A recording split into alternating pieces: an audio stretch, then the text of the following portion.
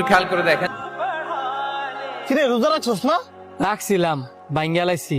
দাম রা ফুলা, রোজা আবার ভাঙ্গালাস কেমনে? সারা বছর তো খাস ওই, একটা মাস কষ্ট করে রোজা রাখা না? রোজা যদি ভাঙ্গিলাস তো রোজা রাখস করে দূর, তোরে কি রাজারে বুঝ দেই কারণ কার কি হইছে দেখে আয়।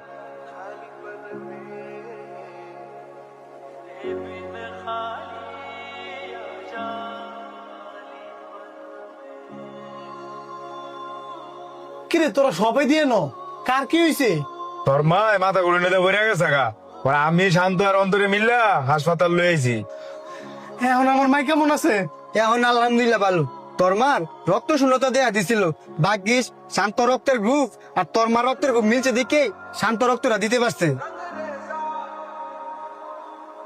আল্লাহর কাছে শুক্রিয়া আদায় কর, তোর মার যে রক্তের গ্রুপ এই ও নেগেটিভ রক্ত পাওয়াই যায় না। আজকে যদি শান্ত সময় মতো রক্ত না দিত তাইলে তোর মারে বাঁচানো যেত না। আরে তুই আবার তোর এদিকে কই যাস? কে মন খারাপ করে আসছ নাকি? মন খারাপ থাকতো না?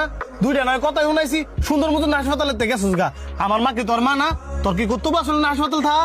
কর্তব্যের ভিতরে পরের দিকেই তো রোজা ভাঙ্গে তোর মার আমি রক্ত দিচ্ছি, আর তুই আমার ভালো মন্দ না জিগায় অনেক অপমান করছস।